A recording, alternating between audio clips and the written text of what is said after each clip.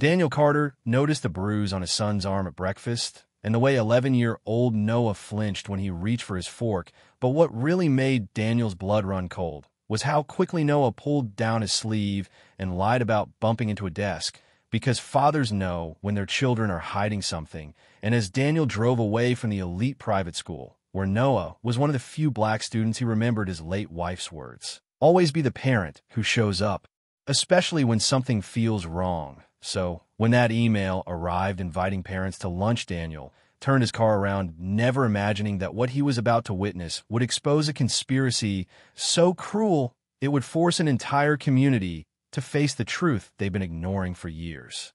Just before we get back to it, I'd love to know where you're watching from today, and if you're enjoying these stories, make sure you're subscribed.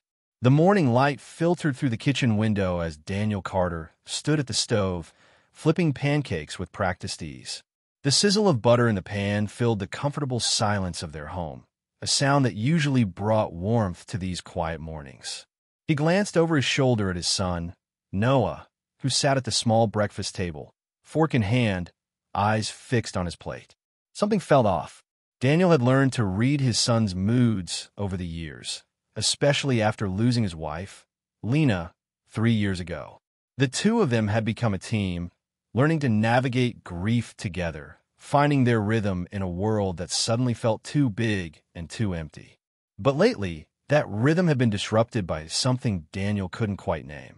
"Pancakes are almost ready, bud," Daniel said, trying to sound casual as he slid 2 golden pancakes onto a plate. He turned and walked to the table, setting the plate down in front of Noah with a gentle smile. Noah murmured a quiet thank you and reached for the syrup bottle. That's when Daniel saw it. As Noah extended his right arm, he winced, his face tightening with pain for just a fraction of a second before he caught himself and forced his expression back to neutral. Daniel's eyes narrowed. He sat down across from his son, watching carefully as Noah poured syrup with deliberate slowness, favoring his left hand more than usual. "You okay?" Daniel asked, keeping his tone light. "Yeah, I'm fine," Noah replied quickly, too quickly, his voice carrying that rehearsed quality that every parent learns to recognize as a lie. Daniel leaned forward slightly, tilting his head to get a better look at Noah's right arm. There, just barely visible beneath the sleeve of his school uniform shirt, was a dark purple bruise creeping toward his wrist. "Noah," Daniel said gently, "what happened to your arm?" Noah's hand shot down, tugging the sleeve firmly over the bruise. His eyes darted up to meet his father's for just a moment before dropping back to his plate. "It's nothing, Dad. I bumped into a desk yesterday during our class. You know how clumsy I can be." The explanation came too smoothly, as if Noah had been practicing it in his mind, preparing for this exact moment. Daniel wanted to press further, to demand the truth, but he also knew his son. Noah had always been the type to internalize things, to carry burdens silently rather than worry the people he loved. It was a trait he'd inherited from his mother, that quiet strength that sometimes looked like stubbornness. Daniel took a slow breath, deciding not to push. "Not yet." "All right," he said softly. "But if something's going on, you know you can tell me, right?" Noah nodded, shoving a piece of pancake into his mouth to avoid having to say anything more. They finished breakfast in near silence, the only sounds being the scrape of forks against plates and the distant hum of the refrigerator. Daniel cleaned up while Noah gathered his backpack, and soon they were heading out to the car for the morning drive to school. The drive to Crestwood Academy was usually one of Daniel's favorite parts of the day. It gave him 20 uninterrupted minutes with his son, a chance to talk about anything and everything. But this morning, Noah sat stiffly in the passenger seat, his backpack clutched on his lap like a shield, staring out the window as the familiar streets rolled by. Daniel tried to start a conversation. "So, what's on the agenda today? Any big tests coming up?" "Just the usual stuff," Noah replied, his voice flat. "How's our project going? The one with the watercolors?" "It's fine." Daniel's hands tightened on the steering wheel. Every question met with a wall. He glanced over at his son, taking in the tension in Noah's shoulders, the way his jaw was clenched tight. This wasn't just a bad morning. This was something deeper. They turned onto Oakmont Drive, and the imposing iron gates of Crestwood Academy came into view. The school sat on a sprawling campus with manicured lawns, old brick buildings covered in ivy, and a fountain at the center of the circular driveway that seemed to announce wealth and prestige to anyone who entered. Daniel had worked hard to afford this place, believing it would give Noah opportunities, connections, a future brighter than anything he'd had growing up. But as they passed through those gates, Daniel noticed something he'd missed before. Noah's entire body changed. His shoulders hunched forward, his breathing became shallow, and his eyes took on a look that Daniel could only describe as resignation mixed with fear. "Noah," Daniel started, but his son was already unbuckling his seatbelt as they pulled into the drop-off lane. Daniel parked and watched as students milled about, their expensive backpacks slung over their shoulders, talking and laughing in clusters. As Noah stepped out of the car, several kids glanced in his direction. Some smirked, others exchanged knowing looks, and a few offered expressions that looked almost like pity. Daniel's chest tightened.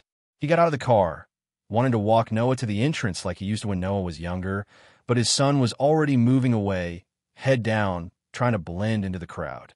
Then something happened that made Daniel's protective instincts flare. A girl with curly brown hair came rushing toward Noah, her face flushed and her eyes wide with urgency. Daniel recognized her vaguely from school events.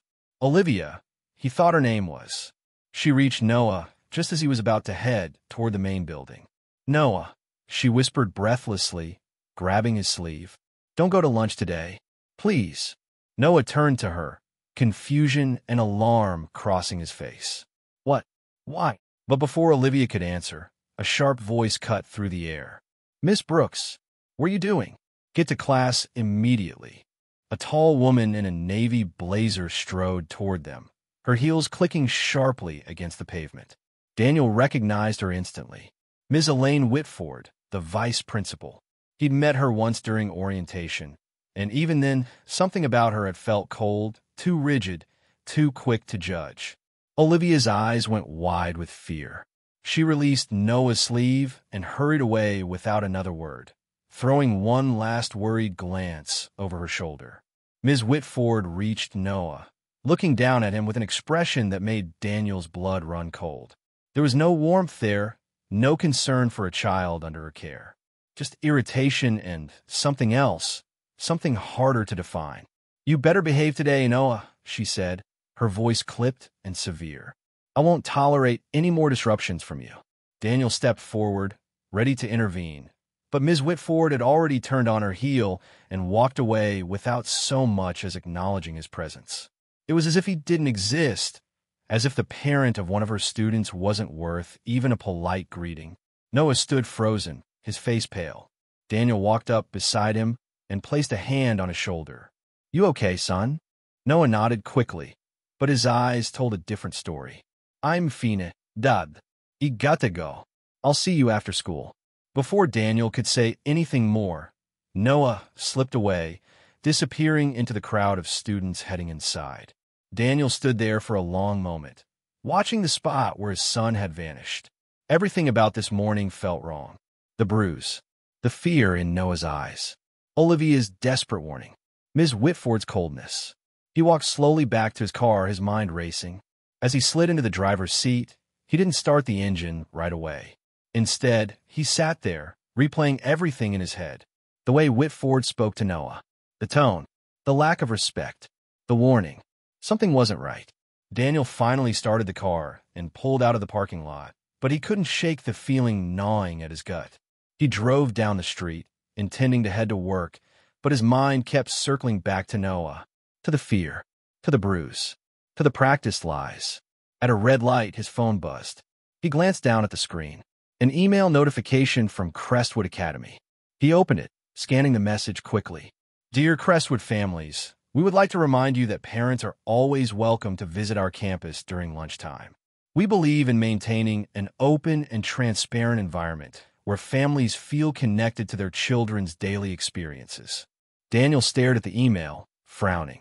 He'd received these kinds of messages before, standard reminders that felt more like public relations than genuine invitations. But the timing of this one felt strange, almost too convenient. He set his phone down and pulled into a nearby parking lot, cutting the engine. For a moment, He just sat there, hands resting on the steering wheel, staring at nothing. Then, as if summoned by the weight of the moment, a memory surfaced. Lena, sitting beside him on their back porch one evening, Noah playing in the yard. She'd turned to him, her eyes serious, and said something he'd never forgotten. "Daniel, promise me something. If Noah ever needs you, if something ever feels wrong, don't wait. Don't second-guess yourself. Always be the parent who shows up, especially when something feels wrong." He'd promised her then, holding her hand as the sun set. And he'd kept that promise through every fever, every scraped knee, every school event. But this was different. This wasn't about showing up for a soccer game or a parent-teacher conference. This was about instinct, about the quiet alarm bells ringing in his mind, telling him that his son was suffering in a way he couldn't see, in a place where he was supposed to be safe. Daniel sat up straighter, his jaw setting with determination. He checked the time. Lunch was in 2 hours. He had work he was supposed to be doing, meetings he was supposed to attend. But none of that mattered. He pulled out his phone and texted his assistant, letting her know he'd be unavailable for the morning. Then he turned the car around and headed back toward the school. He didn't have a plan. He didn't know what he was going to find. But he knew, with absolute certainty, that today was not a day to stay away. Daniel arrived back at Crestwood Academy just before noon. The parking lot was busier now, with a few other parents' cars scattered near the visitor spaces. He parked toward the back, away from the main flow of traffic, and sat for a moment, gathering himself. His phone buzzed with work emails, notifications about projects and deadlines, but he ignored them all. Right now, nothing else mattered except making sure Noah was okay. He stepped out of the car, straightening his jacket, and walked toward the main entrance. The building looked different in the midday light, less imposing but somehow more isolating. He could hear the faint sounds of children's voices echoing from somewhere inside. The front office was quiet. A receptionist glanced up as he entered, offering a polite smile. "Can I help you?" "I'm here for lunch visitation," Daniel said calmly. "Daniel Carter. My son is Noah Carter, 6th grade." She nodded, barely looking up from her computer. "Sign in here, please. The cafeteria is down the main hall. Take a left at the trophy case." Daniel signed his name on the clipboard, clipped a visitor badge to his shirt, and headed down the hallway. His footsteps echoed on the polished floors, mixing with the distant sounds of laughter and clattering trays. As he approached the cafeteria, the noise grew louder, a chaotic blend of conversations, chair legs scraping, and the occasional shout from an overly excited student. He paused at the entrance, taking in the scene. The cafeteria was large, with long tables arranged in neat rows. Students clustered together in groups, some laughing over their lunches, others trading snacks, or scrolling on phones they weren't supposed to have. Teachers and staff stood along the perimeter, supervising with varying degrees of attention. And there, near the far corner, sitting alone at a table meant for 8, was Noah. Daniel's heart clenched. His son sat hunched over his tray, picking at his food without really eating, his eyes focused on the table as if willing himself to disappear. No one sat near him. No one even looked his way. It was as if an invisible barrier had been drawn around him, marking him as separate, as other. Daniel started to move toward him, but then he noticed something that made him pause. Ms. Whitford stood near the center of the room, her arms crossed, engaged in what looked like an intense conversation with a man Daniel didn't immediately recognize. The man was tall, well-dressed in an expensive suit, his posture radiating confidence and entitlement. They were both looking in Noah's direction, their expressions a mixture of irritation and expectation, as if they were waiting for something to happen. Daniel hung back, positioning himself behind a cluster of parents who were chatting near the entrance, keeping his eyes locked on his son. Then it happened. A boy with blonde hair and a smug expression, someone Daniel vaguely recognized from school photos, walked past Noah's table carrying his lunch tray. As he passed, he deliberately bumped Noah's tray with his elbow, sending it skidding across the table. Milk spilled, a sandwich tumbled onto the floor, and the noise drew the attention of half the cafeteria. Noah looked up, startled, his face flushing with embarrassment.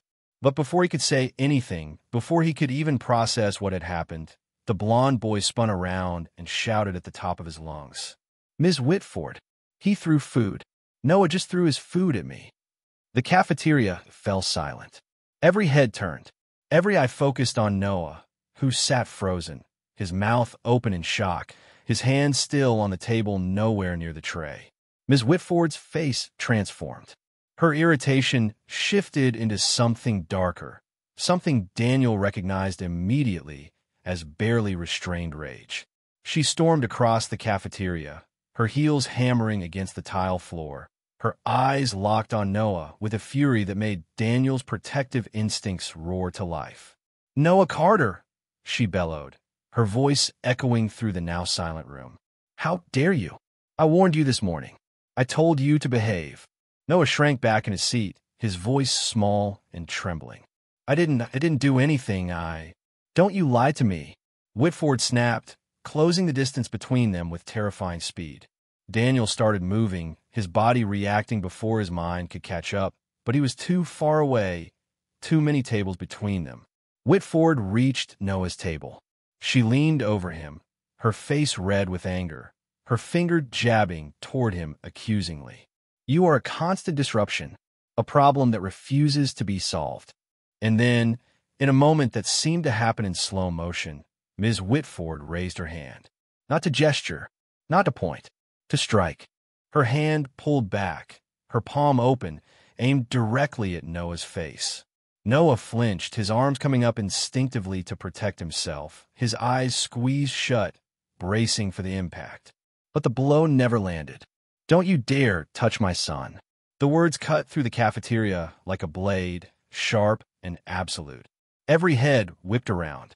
Ms. Whitford froze, her hands still raised, her eyes going wide.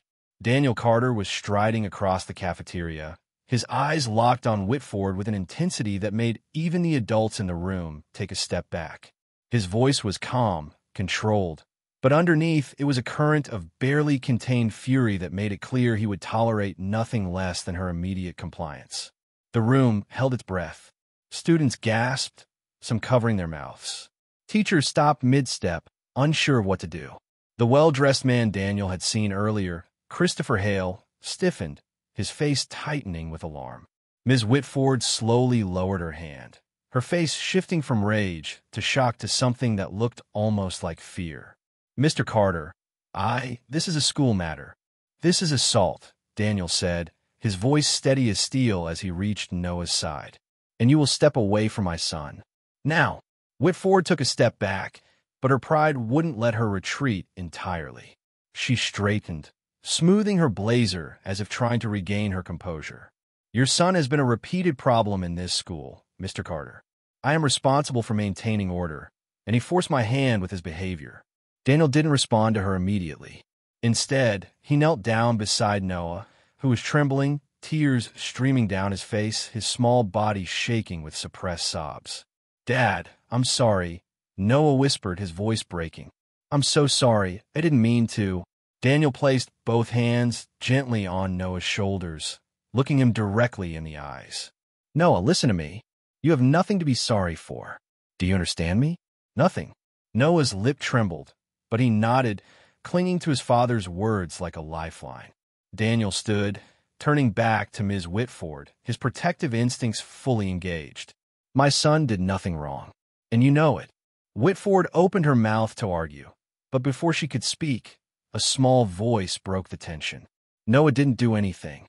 Everyone turned. Olivia Brooks stood up from her table, her face pale, but her voice surprisingly steady despite the fear in her eyes. Her hands were clenched at her sides, and she looked terrified, but she held her ground. "They've been picking on him all week," Olivia continued, her voice growing stronger. "I saw it. Everyone saw it. And she knew." She pointed at Ms. Whitford. "She knew, and she didn't stop it." A wave of murmurs rippled through the cafeteria. Students exchanged glances, some looking guilty, others relieved that someone had finally spoken up. The adults in the room shifted uncomfortably, the truth settling over them like a heavy blanket. Ms. Whitford's face drained of color. That is absolutely." "It's true," another voice said. Then another, and another. Students began speaking up, some standing, others staying seated, but nodding in agreement. The dam had broken. The truth was spilling out, and there was no stopping it now. Christopher Hale stepped forward, his voice sharp. "Now wait just a minute. My son would never." "Your son is a bully," Daniel said, cutting him off with a look that silenced the man instantly. "And you're enabling it." The cafeteria doors burst open. Principal Harrison Reed rushed in, his face flushed and panicked, clearly having been summoned by someone on staff. He took in the scene, the standing students, the tearful Noah, Daniel's protective stance, and Ms. Whitford's guilty expression. "What is going on here?" Reed demanded, though his voice lacked authority. He looked overwhelmed, like a man who just walked into a disaster already in progress. "Your vice principal just attempted to assault my son in front of everyone here," Daniel said, his voice clear and unwavering. "And from what I'm hearing, this isn't an isolated incident. This is a pattern." Reed's eyes darted between Daniel, Whitford, and the watching students. We should discuss this in my office, Mr. Carter." "There's no need to. The humiliation happened publicly," Daniel interrupted, his voice firm. "The truth will too." Reed swallowed hard, looking utterly lost. He turned to Ms. Whitford, silently pleading for an explanation that would make this all go away, but she had none to give. Christopher Hale tried again, stepping forward with an arrogant tilt to his chin. "Principal Reed, I think you'll find that this is all a misunderstanding. My son was simply defending himself from Noah's disruptive behavior." Daniel didn't even acknowledge him. He kept his focus on Reed, on the principal who was supposed to protect children like Noah, but had clearly failed to do so. Then, a young teacher, someone Daniel had seen at school events but never spoken to, approached hesitantly. She looked nervous, glancing around as if afraid of being overheard. She leaned in close to Daniel and whispered, her voice barely audible. "Check the disciplinary files." Some of the dates were changed. Daniel's eyes sharpened. He looked at the teacher, who gave him a barely perceptible nod before stepping back into the crowd, trying to disappear. Reed was fumbling for words, trying to regain control. "Mr. Carter, I assure you, we take all allegations seriously. If you could just—" "I want to see the cafeteria camera footage," Daniel said, his voice cutting through Reed's stammering. "Right now." Reed's face went pale. He hesitated, glancing at Ms. Whitford, whose expression had gone rigid. I'm not sure we can access that immediately. There are protocols." "Then follow them," Daniel said. "But I'm not leaving until I see that footage." Ms. Whitford stepped forward, her voice defensive. "There's no need for that, Principal Reed. I already documented the incident in my report. Everything is accounted for." Daniel turned to her slowly, his gaze steady. "Then you should have no problem with us verifying your account." The standoff hung in the air, tension crackling between them. Students watched with wide eyes. Teachers whispered to one another. Parents who had come for lunch stood frozen, uncertain of what they'd just witnessed. And then, breaking the silence, 3 students approached. They looked at each other nervously, then at Noah, then at Daniel. One of them, a girl with glasses and a determined expression, spoke up. "We have videos," she said quietly, "from multiple days. On our phones." The room seemed to tilt. Principal Reed's face went ashen. Ms. Whitford took an involuntary step backward. Christopher Hale's confident smirk vanished. Daniel looked at the students, then at his son, who was staring at them with a mixture of disbelief and hope. Everything was about to explode, and Daniel was ready for it. The cafeteria had transformed from a place of routine lunch chatter into something resembling a courtroom. Students stood frozen, parents whispered urgently to one another, and staff members exchanged worried glances. The revelation that students had video evidence hung in the air like a thundercloud ready to burst. Principal Reed looked like a man watching his career crumble in real time. His face had gone from flushed to pale in a matter of seconds, and his hands trembled slightly as he raised them in what he probably hoped was a calming gesture. "Everyone, please," Reed said, his voice cracking slightly. "Let's all take a breath and move this discussion to my office, where we can address these concerns in a more appropriate setting." Daniel shook his head firmly, his arms still protectively around Noah's shoulders. No, whatever needs to be said can be said right here. My son was humiliated in front of all these people. If there's truth to be told, it gets told the same way. Ms. Whitford's composure was fracturing. She stepped forward, trying to reclaim some authority. Mr. Carter, you're being unreasonable. These children are confused about what they saw. I was merely attempting to discipline a student who has been consistently disruptive, and she's lying. Olivia's voice rang out again, stronger this time. She stood straighter now, emboldened by the other students who'd spoken up. Her mother, a woman with kind eyes and a worried expression, had pushed through the crowd and now stood beside her daughter, hand on her shoulder. Olivia, honey, what's going on? Her mother asked gently. Olivia looked up at her mother, then back at the crowd. Mom, Noah didn't do anything. He never does anything. But they blame him anyway. Every single day. Another student, a boy with dark hair and a nervous energy, spoke up from across the room. It's true, Mrs. Brooks. I've seen it too. They pick on him, and when he tries to defend himself or just ignore it, Ms. Whitford shows up and acts like he's the problem. Ms. Whitford's face reddened. That is absolutely ridiculous. I treat every student fairly and equally. If Noah has faced disciplinary action, it's because his behavior warranted it, not because of some imagined bias. Then explain the videos, Daniel said quietly, turning to the 3 students who'd first mentioned having evidence. Please, show us what you have. The girl with glasses stepped forward, pulling out her phone with shaking hands.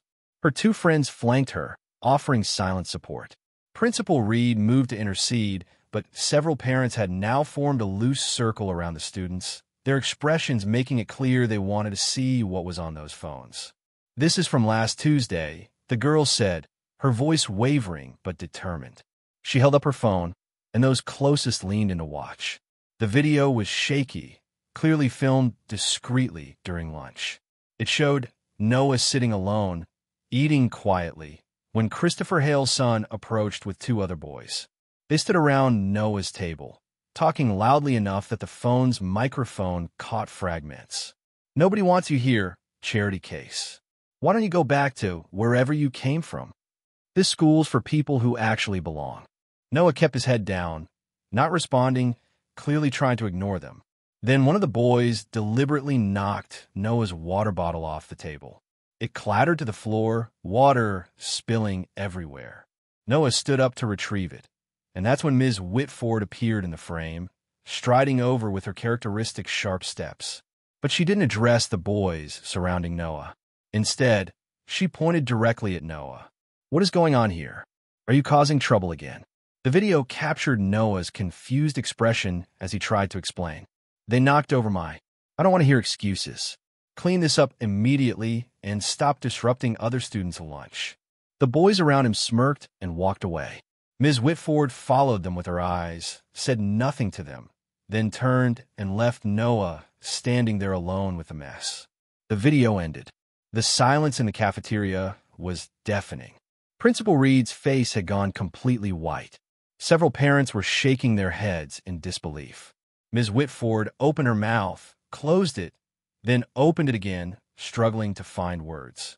That video doesn't show the full context, she stammered. There were prior incidents that day. Noah had already. We have more, another student said, stepping forward with their phone. From Thursday, and Monday, and last week. One by one, students began coming forward, each holding up their phones like pieces of evidence in a trial. Daniel watched as the videos played, each one more damning than the last. Noah being tripped in the hallway, while a teacher watched and did nothing. Noah being mocked during group work while Ms. Whitford stood nearby, clearly within earshot, and simply walked away. Noah's artwork being deliberately destroyed by Hale's son, with Noah being blamed for starting a fight when he tried to protest. And in every single video, Ms. Whitford appeared, not to help Noah, but to blame him, to reprimand him, to make him the problem. Daniel felt his chest tighten with each video. His son had been suffering like this for weeks, maybe months, and he'd had no idea. Noah had been protecting him, trying to handle it alone, not wanting his father to worry. The guilt hit Daniel like a physical blow. Christopher Hale pushed forward, his face red with indignation. This is absurd. These videos are taken out of context. Boys will have disagreements. That's just part of growing up. My son is not a bully, and I resent the implication. Your son called my son a charity case, Daniel said, his voice dangerously quiet. He told him to go back to wherever he came from. That's not a disagreement. That's racism. That's harassment. Hale's face went purple. How dare you? My family has donated thousands to this school. We have every right to. You have the right to teach your child how to be a decent human being, Daniel interrupted. Money doesn't buy you the right to torment other children. The crowd of parents was growing restless. Several had pulled out their own phones, recording the confrontation. Daniel could see the calculation in Principal Reed's eyes as he realized how quickly this could spiral into a public relations nightmare. Please, everyone, Reed said desperately. Let's all calm down. Mr. Carter, Ms. Whitford, Mr. Hale, if we could just step into my office. No, came a chorus of voices. Parents, students, even a few teachers. One mother stepped forward, her expression fierce. My daughter told me there were problems with how certain students were being treated. I didn't believe her. I thought she was exaggerating. But now I'm seeing that she was telling the truth, and you all knew about it. Another parent chimed in. How long has this been going on? How many other kids have been treated like this? Principal Reed raised his hands helplessly. I assure you, the school takes all allegations of bullying very seriously. We have protocols in place. Then why weren't they followed? Daniel asked, his voice cutting through the chaos. Why did every report apparently result in my son being blamed? Why were these videos necessary for anyone to believe what was happening? Reed had no answer. He looked at Ms. Whitford, who stood rigid, her earlier confidence completely shattered. Her hands were clenched at her sides, and her face had taken on a grayish pallor. A young teacher, the same one who'd whispered to Daniel earlier about the altered files, spoke up hesitantly. Principal Reed, I think you should know that several of us have tried to report concerns about inconsistencies in disciplinary records. We were told not to worry about it. Reed's head snapped toward her. That's not, I never said. You told me that Ms. Whitford had everything under control. The teacher pressed, finding courage in the moment. You said to trust her judgment and not question her methods. The walls were closing in. Daniel could see it happening in real time. Reed was realizing that his negligence, his willingness to look the other way, his desire to keep wealthy donors happy, had created a system where a child could be systematically tormented while the adults charged with protecting him did nothing. Olivia's mother spoke up, her arm tight around her daughter. Olivia told me this morning that she was scared to sit with Noah at lunch. She said a teacher told her and other students that Noah was better left alone. What kind of school tells children to ostracize another child? More murmurs rippled through the crowd. Students were nodding, some tearfully. Parents looked horrified. Ms. Whitford finally snapped. This is ridiculous. I have worked at this school for over 20 years. My record is impeccable. I will not stand here and be accused of misconduct by a group of children who don't understand the complexities of maintaining order in a school environment. Then let's look at the official footage, Daniel said calmly. The cafeteria has security cameras. Let's watch what happened today. Right now, Reed's face went even paler. I don't think we can access that without proper authorization from. I'm authorizing it, said a voice from the crowd. Everyone turned. A woman in a business suit stood near the entrance. Daniel didn't recognize her, but Principal Reed clearly did. His face went from pale to ashen. Board member Patricia Langston, the woman said, stepping forward. I was here for a routine facilities inspection when I heard the commotion. Principal Reed, I'm ordering you to access that footage immediately. The board will want to review this situation thoroughly. Reed looked like he might be sick. He nodded weakly and pulled out his phone, making a call to the security office. While they waited, the cafeteria remained tense, everyone acutely aware that they were witnessing something significant, something that would change the school. Daniel knelt down beside Noah again. His son had been silent through most of this, overwhelmed by the attention and the revelations. Hey, buddy, You okay? Noah's eyes were red from crying, but he nodded. Dad, I didn't want you to know. I thought I could handle it. I thought if I just kept my head down and didn't cause trouble, it would stop. Daniel's heart broke. He pulled Noah into a tight hug. You did nothing wrong. Nothing. Do you hear me? This is not your fault. This is on them, not you. I just wanted to fit in, Noah whispered against his father's shoulder. I just wanted friends. You deserve friends. You deserve respect. You deserve to feel safe at school. Daniel pulled back, looking his son in the eyes. And I'm going to make sure that happens. A security staff member arrived with a laptop, setting it up on one of the cafeteria tables. Principal Reed, board member Langston, Daniel, Ms. Whitford, and several parents gathered around. The timestamp showed today's date, starting about 10 minutes before Daniel had arrived. The footage played in silence. Everyone watched as Christopher Hale's son deliberately collided with Noah's tray. They watched him spin around and loudly accuse Noah of throwing food. They watched Ms. Whitford storm across the cafeteria with rage on her face. They watched her raise her hand to strike Noah. And they watched Daniel arrive just in time to stop it. The video didn't lie. It couldn't be explained away or recontextualized. It was exactly what it appeared to be. An adult in a position of authority attempting to physically assault a child who had done nothing wrong. Board member Langston's expression was stone. She turned to Ms. Whitford. Do you have anything to say? Ms. Whitford's mouth opened and closed. No words came out. For the first time, she had no justification, no excuse, no way to spin the narrative in her favor. Principal Reed slumped into a chair, his head in his hands. I didn't know, he mumbled. I didn't know it was this bad. You didn't want to know, Daniel said quietly. There's a difference. Patricia Langston straightened, her professional demeanor firmly in place. This meeting is over. Principal Reed, Ms. Whitford, my office. Now, the rest of you, please clear the cafeteria. Classes are suspended for the remainder of the day. Parents, you may collect your children. As people began to disperse, still murmuring and shaking their heads, Daniel gathered Noah's belongings. Christopher Hale tried to approach, perhaps to offer some kind of explanation or apology, but Daniel held up a hand.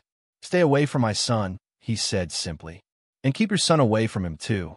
Hale opened his mouth to argue, then seemed to think better of it. He turned and left, his earlier arrogance completely deflated. As Daniel and Noah walked toward the exit, students approached Noah one by one. Some apologized. Some just offered silent nods of support.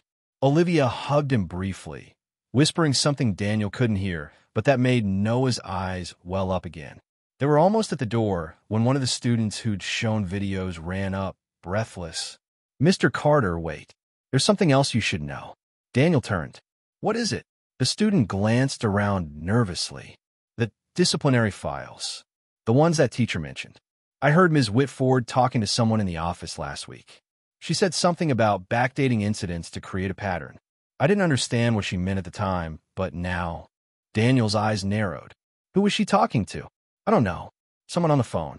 But she sounded worried, like she was trying to cover something up before anyone noticed. Daniel filed that information away. This wasn't over. Not by a long shot. The afternoon sun cast long shadows across the parking lot as Daniel and Noah sat in the car, neither quite ready to drive away yet. Inside the school building, chaos continued to unfold. Through the windows, Daniel could see more parents arriving, summoned by urgent phone calls and text messages. The news was spreading fast. Noah sat quietly, exhausted from the emotional toll of the day. Daniel reached over and squeezed his shoulder gently. We don't have to stay. We can go home. Before Noah could respond, someone tapped on Daniel's window. He looked up to see Olivia's mother, her expression determined. Daniel rolled down the window. Mrs. Brooks. Call me Angela, she said. Mr. Carter, I just want you to know that Olivia and I are staying. Other parents are too. We're demanding answers, and we want you there when we get them. Daniel hesitated, glancing at Noah. I don't know if. Dad, Noah said quietly. I want to stay. I want to see this through. Daniel studied his son's face. There was fear there, yes, but also something else. Determination. Courage. Noah was tired of running, tired of hiding, tired of being treated like he didn't matter. Okay, Daniel said, turning back to Angela. "We'll stay."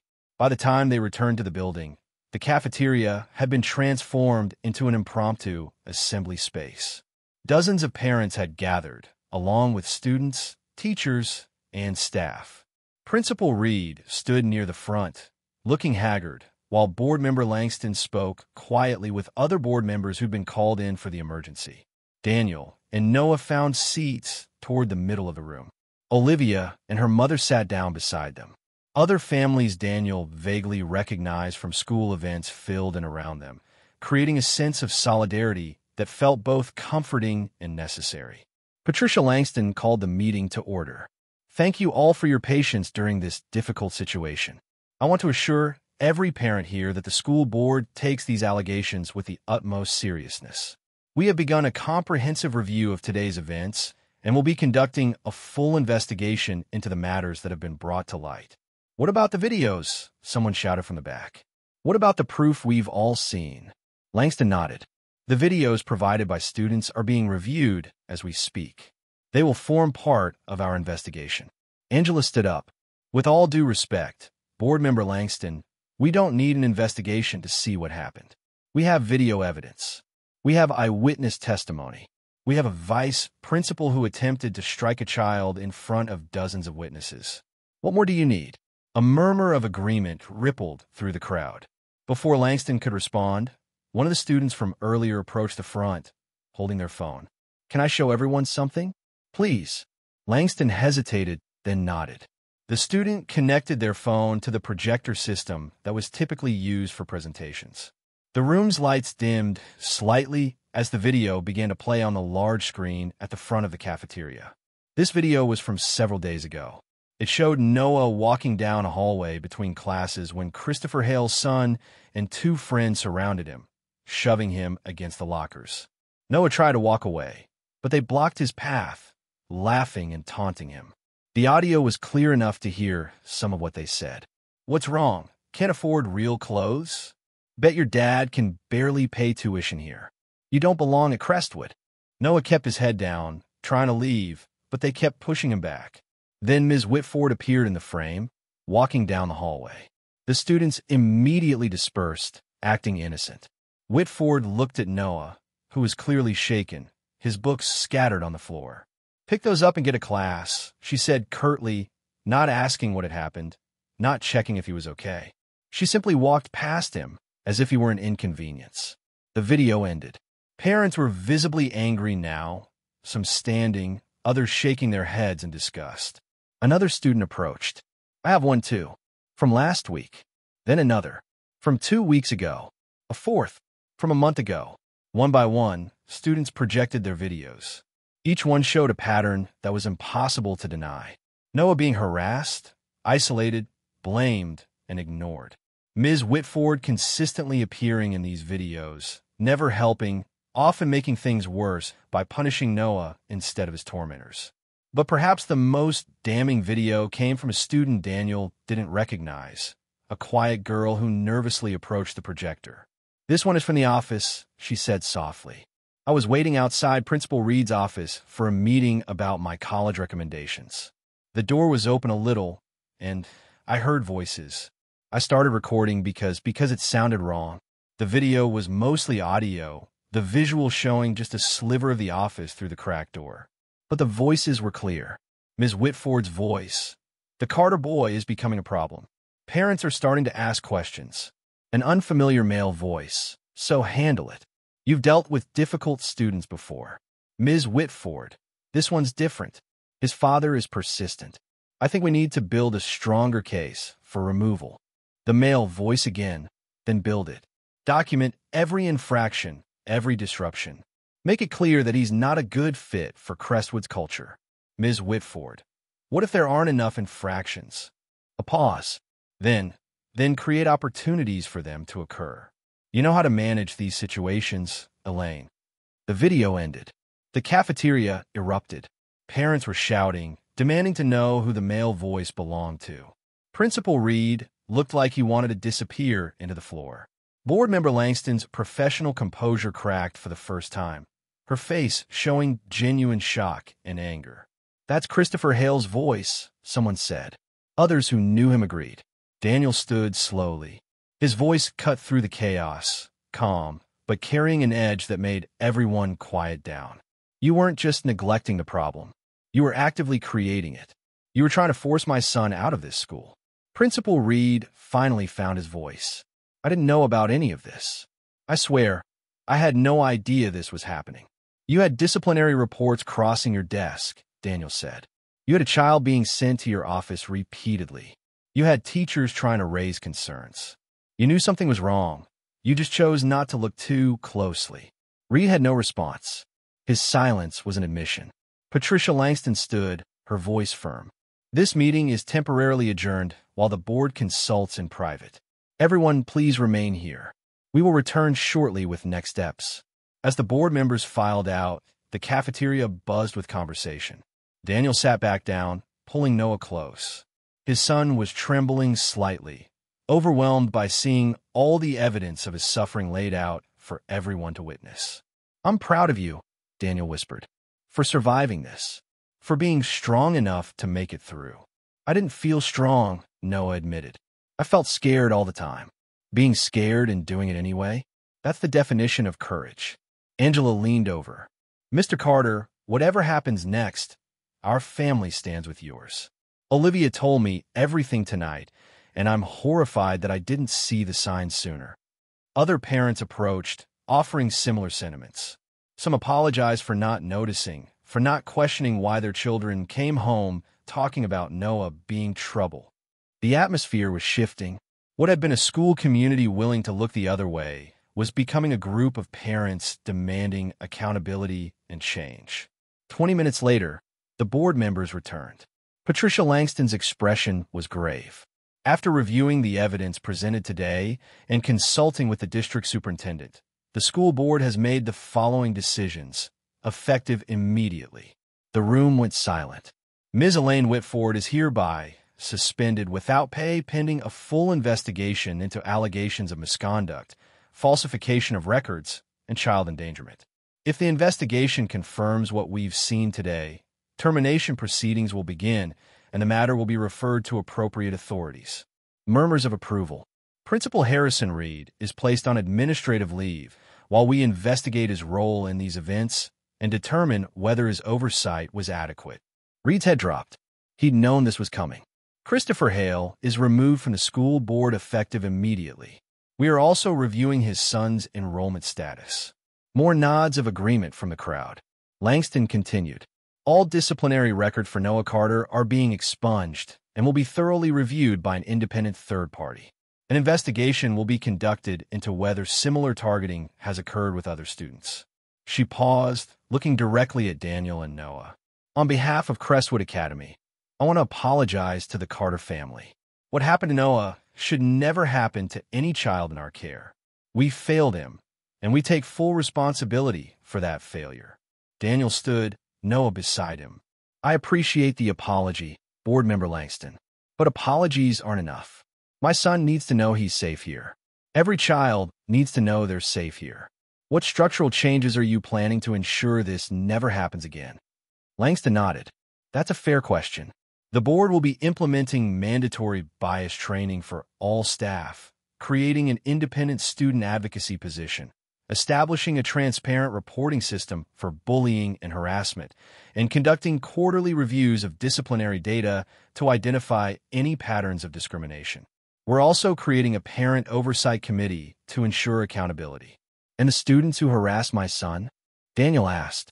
They will face appropriate consequences. Their parents will be notified, and there will be mandatory counseling and education as part of their disciplinary process. It wasn't perfect.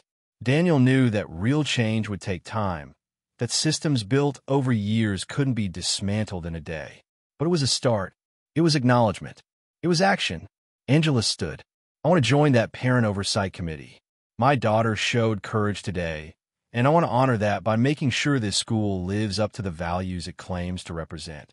Other parents echoed the sentiment, volunteering to be part of the solution. As the meeting began to wind down, students started approaching Noah. Some had apologized earlier, but others were just now finding the courage. One boy, someone Noah recognized from his math class, looked particularly ashamed. Noah, I'm sorry I never said anything. I saw what was happening, and I didn't want them to start targeting me too. That was cowardly. Noah looked at him for a long moment, then nodded. Thanks for saying that. The boy offered a tentative smile. Maybe we could sit together at lunch sometime? If you want to. For the first time all day, Noah smiled. Yeah, I'd like that. More students made similar offers. Olivia stayed close, her loyalty never wavering. Slowly, the isolation that had defined Noah's experience at Crestwood was beginning to crack. As families started to leave, Daniel noticed a woman standing near the back, watching quietly. She approached, introducing herself as a reporter from the local news station. Mr. Carter, I've been following this story. Would you be willing to speak on camera about what happened today? Daniel considered it. Part of him wanted privacy, wanted to take Noah home and never think about this place again. But another part of him knew that silence had allowed this situation to fester. Speaking up might prevent it from happening to someone else. Yes, he said finally. I'll talk to you, but not today. Tomorrow. My son has been through enough for one day. The reporter nodded respectfully and handed him her card. As Daniel and Noah finally walked to their car, the sun was setting, casting the school in shades of orange and gold. Noah looked back at the building, his expression complex, mixture of pain and relief, and something that might have been hope. Dad, he said as they reached the car. Yeah, buddy. Thank you for believing me. Even when I didn't tell you everything, you knew something was wrong, and you showed up. Daniel pulled his son into a hug, his voice thick with emotion. I'll always show up for you. Always. That's a promise. They got in the car, but before Daniel started the engine, Noah pulled something from his backpack. A folded piece of paper, crumpled and worn as if it had been read many times. What's that? Daniel asked. Noah handed it to him. I found it in my locker this morning. Before everything happened, Daniel unfolded the paper. The handwriting was shaky, anonymous. Stay strong. You're not alone. Some of us see what's happening, and we're trying to find the courage to speak up. Don't give up. Daniel looked at his son, seeing the strength it must have taken to walk into that school day after day, carrying this small piece of hope while facing relentless cruelty. You saved yourself today, too, Daniel said softly. By not giving up, by holding on. I'm so proud of you. As they drove away from Crestwood Academy, neither of them knew that the day's revelations were just the beginning. There were deeper secrets still buried, patterns that extended beyond Noah, and a system of corruption that was about to be exposed in ways that would shock everyone. But for now, in this moment, father and son drove home together, the worst of the day behind them, and the promise of justice finally within reach. The morning after the cafeteria confrontation, Daniel woke early, his mind refusing to rest despite the exhaustion weighing on him.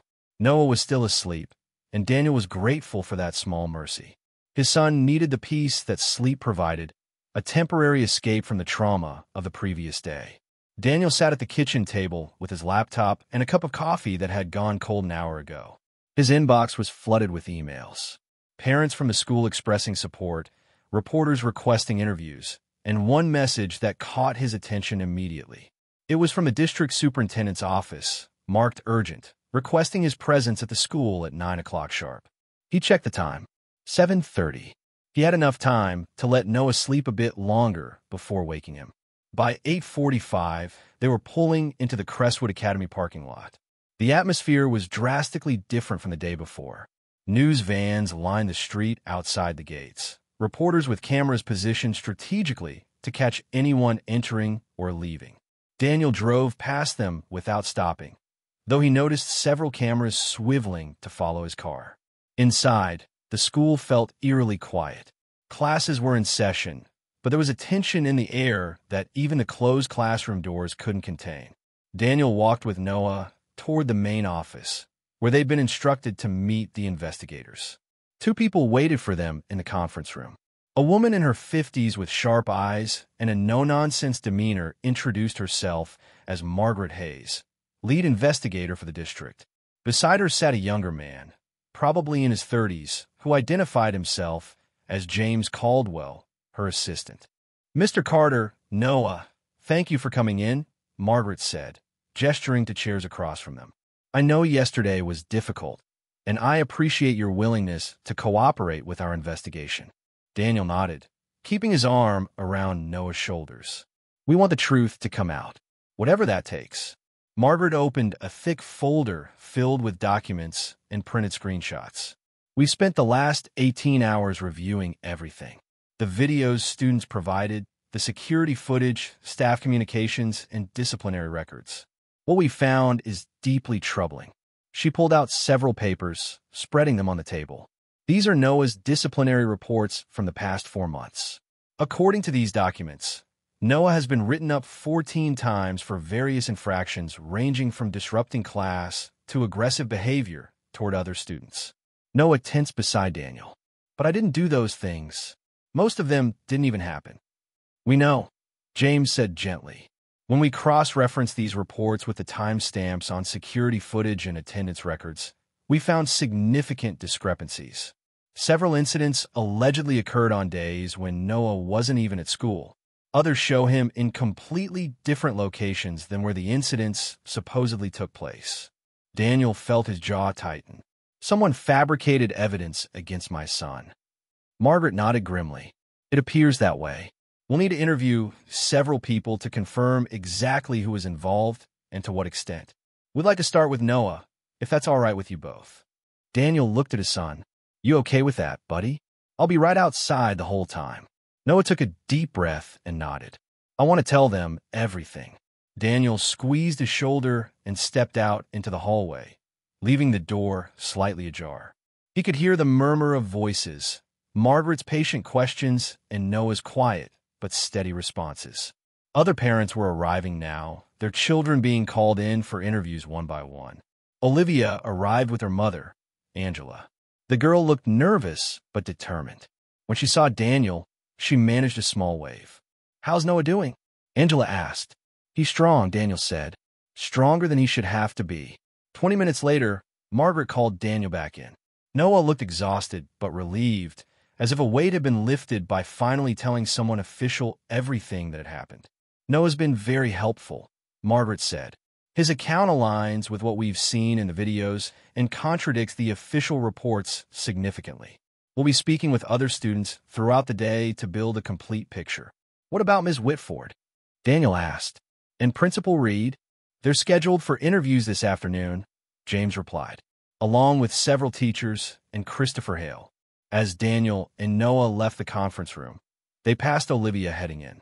She gave Noah a quick, encouraging smile that made his face brighten just a little. It was a small moment, but Daniel recognized its importance. Noah was starting to see that he had allies, that he wasn't alone. They waited in the hallway as student after student went in for interviews. The pattern became clear quickly. Most students corroborated Noah's version of events. They described seeing him being bullied, seeing teachers ignore it, seeing Ms. Whitford consistently blame Noah for conflicts he didn't start. Then a young teacher, the same woman who had whispered to Daniel about the altered files, was called in. Her name was Sarah Mitchell, and she looked terrified. Daniel could hear fragments of the conversation through the partially open door.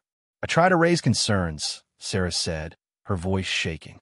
Back in October, I noticed that Noah was being isolated. I saw students deliberately excluding him, and when I asked about it, one of the kids said Ms. Whitford told them Noah was trouble and they should keep their distance. Margaret's voice. What did you do with that information? I went to Principal Reed. I told him I was worried about a pattern of behavior toward Noah, that it seemed coordinated. He told me Ms. Whitford had everything under control, that she'd been handling Noah's discipline issues, and I shouldn't interfere. Did you follow up? A long pause. No, I should have, but I didn't. Ms. Whitford she was intimidating. She had a lot of power in this school. I was afraid if I pushed too hard, it would affect my career. The honesty in her admission was painful to hear. Daniel understood fear and self-preservation, but it still stung to know that adults who could have helped his son chose silence instead. The interview that changed everything came just before lunch. Christopher Hale's son, a boy named Brandon, was brought in by his mother, not his father. The woman looked mortified and angry in equal measure. Daniel watched as she practically dragged her son into the conference room. her expression making it clear that there would be consequences at home regardless of what the school decided. The interview lasted over an hour.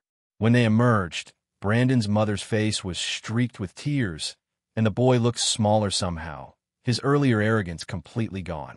Margaret stepped out shortly after. "Mr. Carter, could you come back in for a moment?" Daniel followed her inside. Margaret pulled out her laptop and turned it toward him. During Brandon Hale's interview, he admitted to several things. But the most significant was this. He showed us a group chat between him and several other students. The screen displayed a messaging app. Daniel leaned forward, reading through the conversation. His blood ran cold. The messages went back months. Instructions on how to provoke Noah. Encouragement to exclude him from group activities. Jokes about his race, his family, his clothes.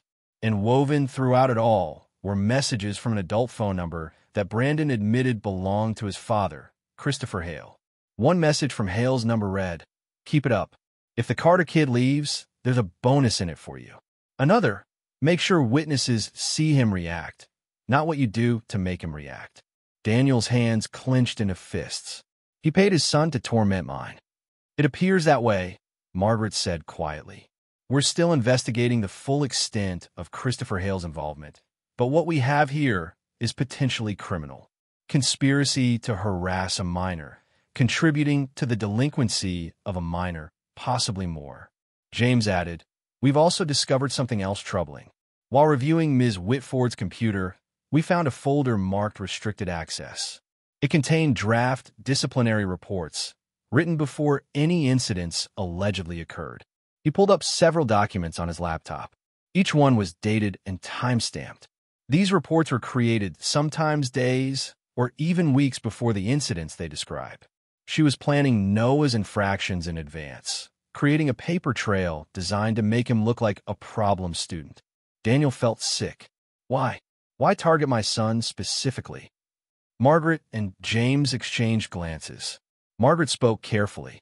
"We found email correspondence between Ms. Whitford and Christopher Hale going back to September, right after school started. In one email, Hale expresses concern about, quote, certain families lowering the school standards. Ms. Whitford responds that she'll make sure the problem is handled discreetly. They wanted Noah gone because of the color of his skin," Daniel said, his voice hollow. "They targeted an 11-year-old child because they didn't think he belonged at their precious school." Neither investigator denied it. The evidence was too clear, too damning. Margaret closed her laptop.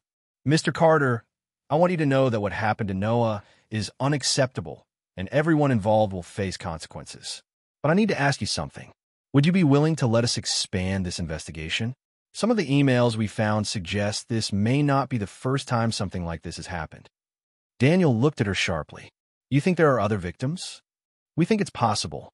If you're willing to let us continue, we'd like to review disciplinary records for other students, particularly minority students, going back several years."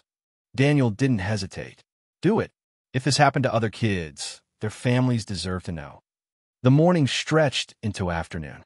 More interviews, more revelations. A pattern emerged that was as clear as it was horrifying. Ms. Whitford had been systematically targeting students she deemed unfit for Crestwood, with Christopher Hale's encouragement and financial support. She'd create false reports, manipulate situations, and push students toward breaking points that would justify their removal. When Ms. Whitford finally arrived for her interview, she came with a lawyer. The session lasted 3 hours, and when she emerged, her face was ashen. Whatever confidence she'd once possessed had evaporated. The evidence against her was overwhelming, and her lawyer knew it. Principal Reed's interview was equally devastating. He admitted to ignoring warning signs, dismissing teacher concerns, and prioritizing donor relationships over student welfare. His negligence had created an environment where Whitford's actions could go unchecked. By the time the school day ended, the investigators had conducted over 30 interviews.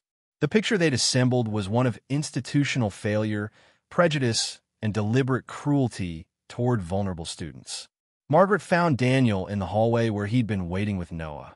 "We have enough to move forward with formal recommendations. Ms. Whitford will be terminated and will face potential criminal charges. Principal Reed's employment is being reviewed. Christopher Hale is facing possible criminal investigation for his role in organizing the harassment. And Noah, Daniel asked, what happens to him now? That's up to you, Margaret said gently. The school is prepared to make whatever accommodations you need. If you want to transfer Noah elsewhere, they'll facilitate that. If you want him to stay, they'll ensure he has support and protection. It's your choice. Daniel looked at his son, who'd been quietly listening. What do you want, Noah? Noah thought for a long moment. I want to stay. I don't want them to win. I want to prove I belong here. Pride swelled in Daniel's chest. After everything, his son was still fighting, still refusing to be broken. News of the investigation's findings spread through Crestwood Academy like wildfire. By the next morning, when Daniel dropped Noah off for school, the atmosphere had shifted dramatically. Students whispered in clusters, parents gathered in tight groups near the entrance, and teachers moved through the halls with expressions that ranged from shame to anger to fear about their own jobs. The school board had called an emergency meeting for that evening, open to all families. The auditorium was expected to be packed, and tensions were running high. Rumors swirled about what the investigators had found, though the official report hadn't been released publicly yet. Daniel had decided to attend the meeting, but first, he wanted to make sure Noah was settling back into school okay. Despite his son's brave declaration about staying, Daniel worried about how other students would treat him now that everything had come to light. His concerns proved partially founded. Some students avoided Noah entirely, either out of guilt or discomfort with the situation. Others, however, surprised him. Several kids approached Noah during the morning break, apologizing for their silence or their participation in his isolation.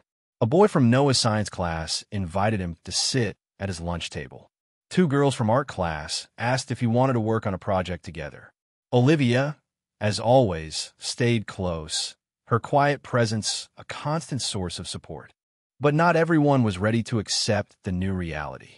A small group of students, children of wealthy donor families, made their displeasure known. They whispered loudly enough for Noah to hear about how the investigation was ruining the school's reputation, about how everyone was overreacting, about how their parents were considering pulling their donations. One boy, a friend of Brandon Hale's, was particularly vocal. During lunch, he walked past Noah's table and muttered loud enough for several people to hear, "Hope you're happy. You've destroyed this whole school." Before Noah could respond, 3 students from nearby tables stood up simultaneously. "He didn't destroy anything," one of them said firmly. "The people who were tormenting him did that." "Yeah," another added. "Maybe if you spent less time being a jerk, the school wouldn't need to investigate anything." The boy flushed red and walked away, but the moment represented something important. The tide was turning. Students were choosing sides, and increasingly, they were choosing to stand against the bullying and discrimination that had been allowed to flourish. That evening, the auditorium filled to capacity an hour before the meeting was scheduled to start. Daniel arrived with Noah, and they found seats near the middle. Angela and Olivia joined them, along with several other families who'd become allies over the past 2 days. The room buzzed with anxious energy. Parents demanded answers. Some wanted justice. Others wanted to defend the school's reputation. A few seemed primarily concerned about property values and how scandal might affect their investments in the neighborhood. When board member Patricia Langston stepped to the podium, flanked by the other board members and the district superintendent, the room fell silent. "Thank you all for coming," Langston began. "I know emotions are running high, and you all deserve transparency about what our investigation has uncovered." She proceeded to lay out the findings in clear, unflinching terms. The falsified disciplinary records, the coordinated harassment campaign, the financial incentives Christopher Hale had offered his son, the years of complaints that had been dismissed or buried, the pattern of targeting minority students that extended beyond Noah. With each revelation, the room's reaction intensified. Gasps of disbelief, angry shouts. Some parents looked genuinely shocked, as if they couldn't fathom how such things could happen at a school they trusted. Others looked guilty, perhaps recognizing their own complicity in maintaining a system that allowed discrimination to thrive. When Langston finished, she opened the floor for questions. Hands shot up immediately. A father near the front stood. Why wasn't Christopher Hale stopped sooner? People knew he had too much influence over school decisions. Langston's expression tightened. That's a fair question, and the honest answer is that we failed in our oversight. Mr. Hale's donations created a dynamic where his opinions carried disproportionate weight. That was wrong, and we take responsibility for allowing it to happen. Another parent, a woman Daniel recognized from school fundraisers, stood up. What about the other students?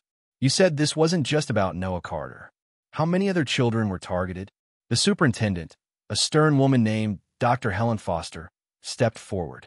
Our preliminary review has identified at least 6 other students over the past 3 years who may have been subjected to similar treatment. We're reaching out to their families to inform them and offer support. The room erupted. Parents turned to each other, some recognizing that their own children might have been among the victims. The scope of the scandal was widening, and the implications were staggering. A man in an expensive suit stood, his face red with anger. This is ridiculous. You're destroying this school's reputation over a few misunderstandings and the complaints of families who clearly don't understand Crestwood's culture. Several people gasped at his audacity. Daniel felt his jaw clench, but before he could respond, another parent beat him to it. Crestwood's culture? A woman shouted back. If the culture includes racism and targeting children, then it deserves to be destroyed. Applause erupted from a significant portion of the audience. The man in the suit looked around, seemingly surprised that his view wasn't more widely shared, and sat back down with a scowl. Then Christopher Hale himself stood up from where he'd been sitting in the back. The room went quiet, everyone turning to look at him. He looked haggard, his usual polish dimmed by stress and probably lack of sleep. I want to address the allegations against me, Hale said, his voice carrying across the auditorium. The emails and messages that have been referenced are being taken completely out of context. I never instructed my son to harm anyone. I was merely trying to maintain standards of excellence at this institution. By paying your son to torment an 11-year-old? Someone shouted from the crowd. By encouraging him to stand up for the values this school was founded on? Hale shot back, his composure cracking. Crestwood Academy has always been a place for families of a certain caliber. When that standard is diluted, everyone suffers. The room erupted into chaos. Multiple parents stood, shouting over each other. Some defended Hale's right to his opinion, but far more condemned his barely disguised racism and his actions against Noah. Daniel remained seated, his arm around Noah, watching as the school community tore itself apart over values and beliefs that had apparently been simmering beneath the surface for years. Angela stood, her voice cutting through the noise. Mr. Hale, my daughter is in Noah's class. She's witnessed firsthand the torment he endured. Your son and his friends didn't maintain excellence. They engaged in cruel, coordinated harassment of a child whose only crime was existing in a space you thought should be exclusive. That's not about standards. That's about bigotry. A round of applause supported her words. Hale's face went from red to purple, his hands clenching at his sides. Before he could respond, Dr. Foster intervened. Mr. Hale, you are no longer a member of this board, and given the ongoing investigation, I must ask you to leave this meeting. You can't do this, Hale sputtered. My family has supported this school for generations. We've donated hundreds of thousands of dollars. And we're grateful for those past contributions, Langston said firmly. But money does not buy the right to harm children. Security will escort you out if necessary. For a moment, it seemed like Hale might refuse. He looked around the room, perhaps seeking support, but found mostly hostile stares and crossed arms. Finally, with a sound of disgust, he turned and stormed toward the exit. Parents moved aside to let him pass, some glaring, others looking away uncomfortably. As the door slammed behind him, a collective exhale seemed to move through the room. Dr. Foster continued. The district has made several decisions regarding Crestwood Academy's leadership and policies. Effective immediately, Ms. Whitford's employment is terminated. She will also face criminal charges for falsifying official documents and child endangerment. Nods of approval throughout the audience. Principal Reed has resigned, effective end of this week. The district will appoint an interim principal while we search for permanent leadership. More agreement, though some parents looked sad. Reed had been at Crestwood for over a decade, but his negligence had contributed to the crisis. Additionally, Dr. Foster went on, we're implementing comprehensive reforms. Mandatory implicit bias training for all staff. An independent student advocate position with direct reporting to the district. A transparent system for reporting discrimination and harassment. Quarterly reviews of all disciplinary data by an outside consultant to identify potential patterns of bias. And a parent oversight committee with real authority to review school policies and practices. The changes were substantial, more than Daniel had dared to hope for. Around the room, parents were nodding, some taking notes, others whispering to neighbors about volunteering for the oversight committee. But not everyone was satisfied. A group of parents near the side of the auditorium stood almost in unison. One of them, a woman dripping with jewelry and obvious wealth, spoke loudly. This is outrageous. You're destroying the school's reputation and culture based on the complaints of a handful of families. My husband and I have been discussing this with other families, and we're strongly considering withdrawing our children and our financial support. Crestwood won't survive without us. She looked around, clearly expecting support. A few parents stood with her, maybe a dozen in total out of the hundreds present. Dr. Foster's expression didn't change. That is, of course, you're right. But I want to be very clear about something. Crestwood Academy's mission is to educate children, all children, in an environment of respect and excellence. If that mission is incompatible with your values, then perhaps this isn't the right school for your family. The woman's face flushed with anger. She gathered her purse and coat and stalked toward the exit, her small group following. As they left, someone started clapping. Then another person. Within seconds, the majority of the auditorium was applauding their departure. The message was clear. The school community was choosing change over maintaining a corrupt status quo. When the applause died down, a parent Daniel didn't recognize stood up. I want to hear from Mr. Carter and his son. They're at the center of this, and I think we need to hear their perspective. Heads turned toward Daniel and Noah. Daniel felt his son tense beside him. This wasn't something they planned for, but as he looked around the room, he saw faces filled with genuine curiosity and concern, not hostility. Would you be willing to speak? Daniel asked Noah quietly. Noah swallowed hard, then nodded. Together, they stood and made their way to the front of the auditorium. Daniel helped Noah step up to a small platform so he could reach the microphone. For a moment, Noah just stood there, looking out at the sea of faces. Then he took a deep breath and spoke. I didn't want any of this, he said, his voice small but steady. I just wanted to go to school and learn and have friends. When kids started being mean to me, I tried to ignore it. I thought if I didn't cause trouble, it would stop. But it didn't stop. It got worse. And the adults I was supposed to trust either didn't believe me or didn't care. His voice cracked slightly, but he pushed through. I'm not trying to ruin anyone's school.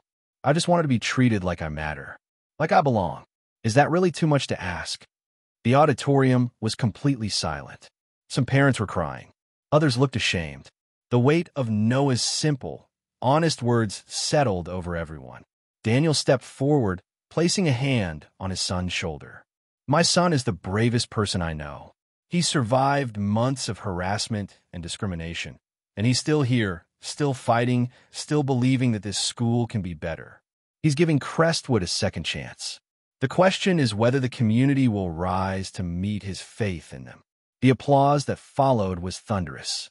People stood, some wiping away tears, others looking determined. Noah pressed close to his father's side, overwhelmed by the response, but visibly relieved. As they returned to their seats, students approached Noah, offering words of support and apology. Teachers came over to shake Daniel's hand and promised to do better. The atmosphere had fundamentally shifted.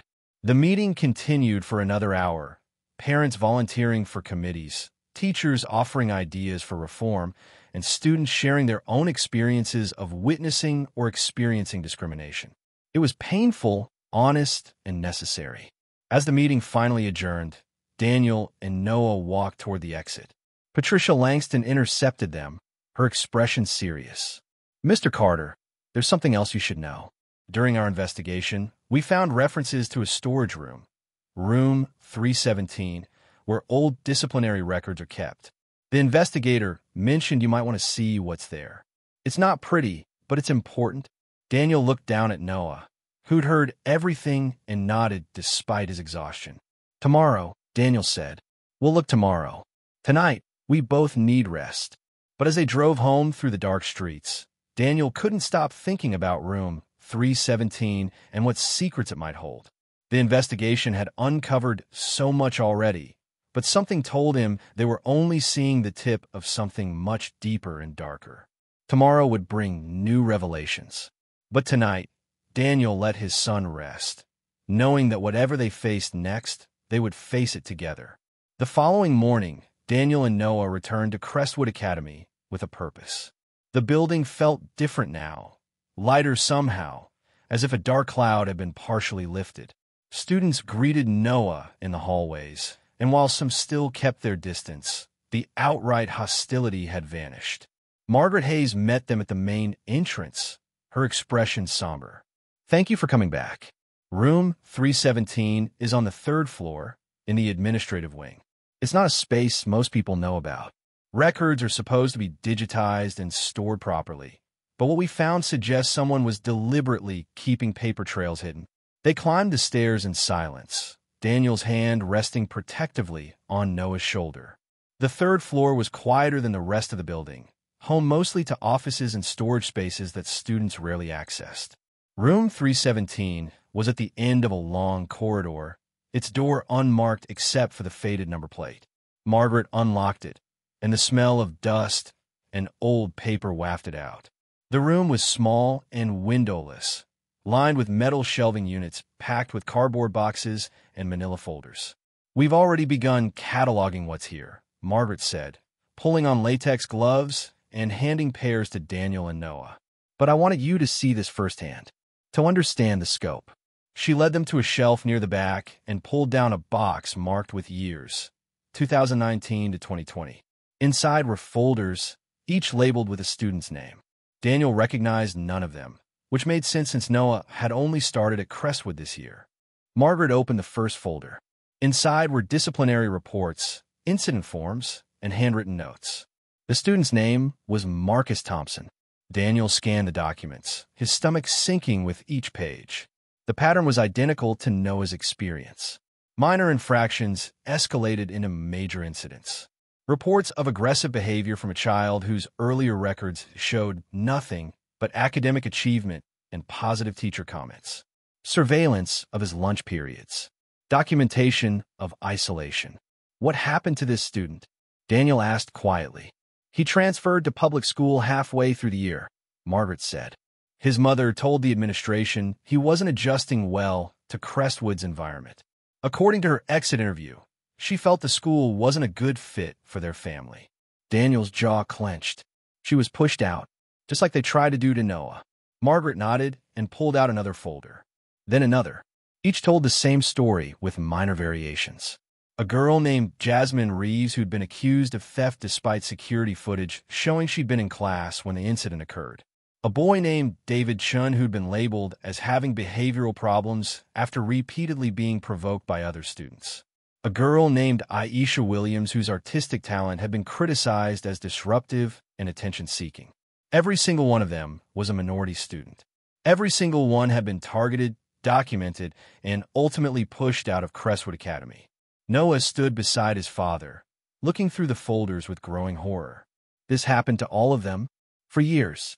"At least 6 students we've identified so far," Margaret confirmed. "And these are just the ones where Whitford kept detailed records. There may be others whose files were destroyed or who left before a pattern could be established." Daniel felt a mixture of fury and heartbreak. These were children, families who believed in this school, who'd invested hope and money and trust, only to be systematically betrayed. Their families need to know. They deserve to understand what really happened. "We're in the process of contacting them," Margaret assured him. "It's not easy. Some have moved away. Others may not want to revisit painful memories. But they all deserve the truth." Daniel carefully set down the folder he'd been holding. What happens now?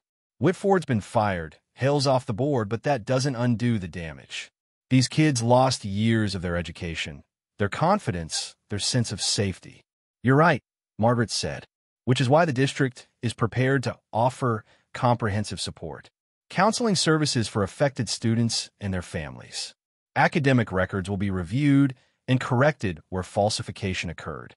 We're also establishing a reconciliation program where former students can share their experiences if they choose. It was something, but Daniel knew it wasn't enough. Nothing could give back what these children had lost. They spent another hour in room 317 documenting what they found. Each folder was a story of injustice, a child targeted and failed by a system that should have protected them. By the time they finished, Daniel felt emotionally drained, and Noah looked pale and shaken. As they prepared to leave, Margaret pulled Daniel aside. There's going to be a press conference this afternoon. The district wants to announce the findings publicly and outline the steps being taken. They'd like you to speak if you're willing. Daniel glanced at Noah, who'd wandered over to look at a bulletin board covered in old school announcements. I'll speak, but I want to be clear that this isn't just about Noah. This is about every child who was targeted, every family that was pushed out. They deserve to have their stories acknowledged. Agreed, Margaret said. And Mr. Carter, I want you to know that what you did, standing up for your son the way you did, that's what broke this open. Without your courage, these files might have stayed hidden for years more. Daniel shook his head. It wasn't courage. It was just being a parent. Any father would have done the same. But many didn't, Margaret said softly. Some saw the warning signs and convinced themselves they were imagining things. Some were told their children were the problem and believed it. You trusted your instincts and your son. That matters. The press conference was held in the school library, which had been converted into a makeshift media center. Cameras lined the back wall, reporters filled the seats, and the district's communications team had set up a podium with microphones.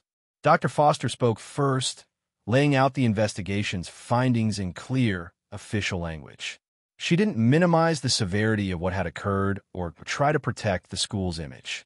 Instead, she acknowledged complete institutional failure and outlined the comprehensive reforms being implemented. When it was Daniel's turn to speak, he stepped to the podium with Noah beside him.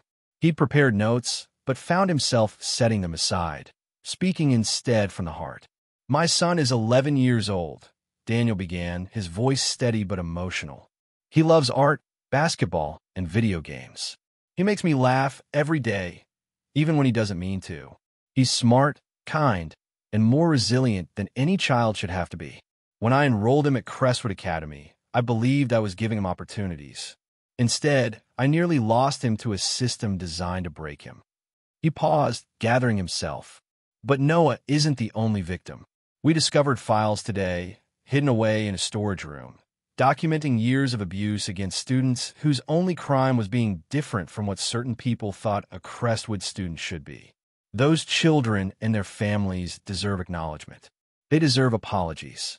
They deserve justice. Daniel looked directly into the cameras. To the families of Marcus Thompson, Jasmine Reeves, David Chun, Aisha Williams, and others we're still identifying, I want you to know that what happened to your children wasn't their fault. They weren't behavioral problems. They weren't bad fits. They were targeted by adults who should have protected them. You were right to trust your instincts. I'm sorry it took this long for the truth to come out. His voice grew stronger. My son didn't need special treatment. None of these children did. They just needed fairness. They needed adults to see them as individuals, not as problems to be managed or eliminated. Every child deserves to walk into school without fear. That's not a privilege. That's a basic right. Daniel stepped back, placing his hand on Noah's shoulder. Noah looked up at the cameras, his young face serious, and spoke without prompting. I forgive the kids who were mean to me, Noah said quietly. I think some of them were just copying what they heard from adults. But I'll never forget how it felt to be alone every day, to feel like nobody cared. I hope Crestwood becomes the kind of school where no one has to feel that way again. The room was silent except for the click of camera shutters. Several reporters wiped their eyes. Dr. Foster's expression was one of profound sadness and determination. Questions followed, But Daniel kept his answers brief. This wasn't about him, or even just about Noah anymore. This was about systemic change, about accountability, about ensuring that what had happened at Crestwood Academy never happened again. As the press conference ended, reporters approached asking for individual interviews, but Daniel politely declined. He and Noah had said what needed to be said. Now it was time to focus on healing. Over the following weeks, consequences began to solidify. Ms. Whitford was formally charged with falsifying official documents, conspiracy to commit harassment, and child endangerment. Her teaching credentials were permanently revoked. Christopher Hale faced criminal charges as well, and several of his business partnerships quietly dissolved as news of his actions spread. Principal Reed's resignation became permanent.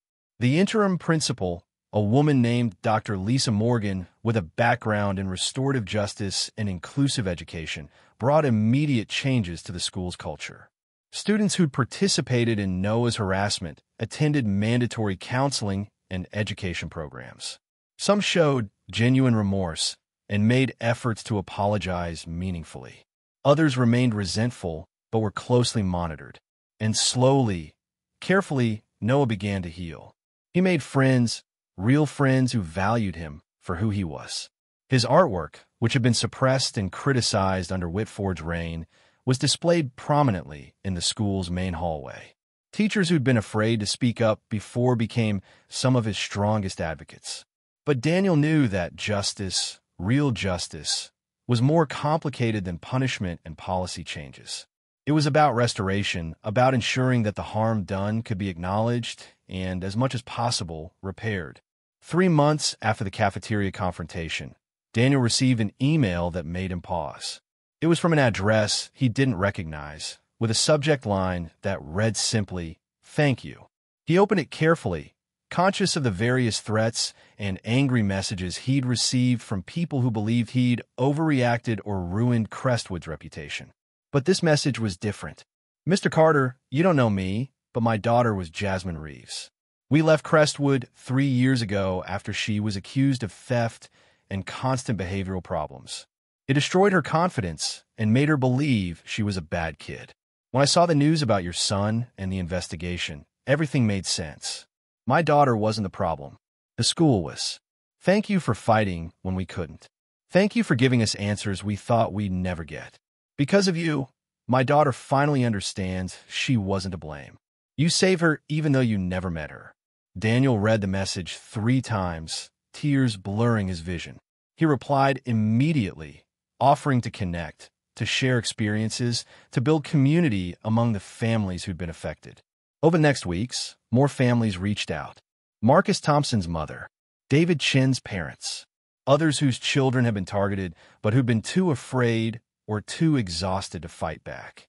They formed a support network, a group of parents and former students who met monthly to share stories, process trauma, and advocate for continued reform. The district's investigation expanded beyond Crestwood, examining whether similar patterns existed at other schools. What they found was troubling but important. Crestwood wasn't unique. Implicit bias, preferential treatment for wealthy donors, and systemic discrimination existed throughout the district, just manifested differently in different places. The revelations sparked district-wide reforms. New training programs, independent oversight committees, transparent reporting systems, anonymous hotlines for students and staff to report concerns without fear of retaliation. It was overwhelming, ambitious, and necessary. Noah, meanwhile, was thriving in ways Daniel had hardly dared to hope for. His grades improved dramatically once he wasn't spending all his energy just surviving each day. His artwork evolved, incorporating themes of resilience and justice that showed emotional maturity beyond his years. He joined a basketball team and made the art club's leadership committee. Most importantly, he was happy. He laughed easily, made plans with friends, and talked excitedly about projects and ideas. The shadow that had hung over him for months had finally lifted. One afternoon in late spring, Daniel was called to the school for what he initially feared was another problem. Instead, Dr. Morgan greeted him with a smile and led him to the auditorium where an assembly was underway. "We wanted you to see this," she said quietly. On stage, students were presenting awards for courage and character. Noah sat in the audience with his classmates, unaware that his father was watching from the back. Olivia was called to the stage first, recognized for her bravery in speaking up when others stayed silent. She accepted her certificate with a shy smile, looking both proud and embarrassed by the attention. Then Noah's name was called.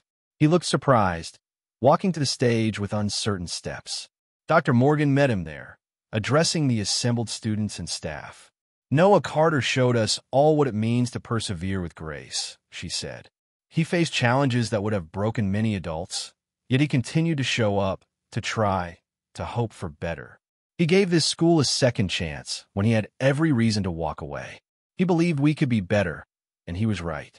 This award recognizes not just his courage, but his faith in us to rise to the occasion. The applause was thunderous. Students stood, some wiping their eyes. Teachers joined in, and Noah, his face lit with a smile that reached his eyes, accepted the recognition with quiet dignity. Daniel felt his throat tighten with emotion. This was the moment he'd been fighting for, not the punishment of wrongdoers or the reform of systems, though those mattered. This moment, seeing his son honored and celebrated, and finally treated with the respect he'd always deserved. After the assembly, as Daniel waited for Noah outside, several parents approached him. Some thanked him for what he'd done. Others apologized for their earlier skepticism or silence. He accepted their words with grace, knowing that healing was a process for everyone, not just the direct victims. Noah emerged from the building surrounded by friends, laughing at something Olivia had said. When he saw his father, his face lit up even more. "Dad, did you see? They gave me an award." "I saw," Daniel said, pulling his son into a hug. "I'm so proud of you, buddy. So incredibly proud." As they walked to the car, Noah chattering excitedly about the assembly and his plans to hang the certificate in his room, Daniel reflected on how far they'd come. The journey had been painful, exposing wounds that went deeper than anyone had initially realized. But from that pain had come change, real change that would protect future students from experiencing what Noah had endured. That evening, Daniel sat at his desk, reviewing emails from the family support group they'd formed. Plans were underway for a memorial scholarship in honor of all the students who'd been pushed out of schools due to discrimination. It would support minority students pursuing education in environments that valued their potential rather than viewing them as problems. As he typed responses and coordinated plans, Noah appeared in the doorway of his office. "Hey, Dad, can I ask you something?" "Of course, buddy. What's on your mind?" Noah walked in, holding something behind his back. "I found this in my locker today. I don't know who left it, but I wanted to show you." He handed Daniel a small envelope, the kind used for greeting cards. Inside was a simple piece of notebook paper with careful handwriting. "You saved all of us. Not just the kids who were targeted, but the ones who participated too. You showed us that staying silent makes us part of the problem. You taught us to be brave. Thank you for not giving up. A grateful student." Daniel read the note twice, his chest tight with emotion. He looked up at Noah, seeing the maturity and strength that had grown from adversity. "Do you know who wrote this?" Noah shook his head. "Could be anyone. Lots of kids have been different since everything happened. They think more now, question things more. Some of them have even apologized for stuff they did in other situations, not just to me, but to other students. That's what real change looks like," Daniel said softly. "It's not just policies and punishments. It's people choosing to be better than they were." Noah nodded thoughtfully. "Do you think Mom will be proud of how we handled everything?" The question caught Daniel off guard, but he recovered quickly, memories of Lena flooding back. Her wisdom, her strength, her unwavering belief that doing the right thing mattered, even when it was hard. "Your mom would be incredibly proud," Daniel said, his voice thick with emotion. "She always said you were going to change the world. I think she'd say you already started." Noah smiled, that genuine, unguarded smile that had become more frequent in recent weeks. "I am glad we stayed. I am glad we fought." "Me too, buddy. Me too." As Noah headed to bed, Daniel sat alone in his office, that anonymous note still in his hands. He thought about all the families they'd connected with, all the students who'd been given their voices back, all the changes that had rippled outward from one father refusing to accept injustice against his son.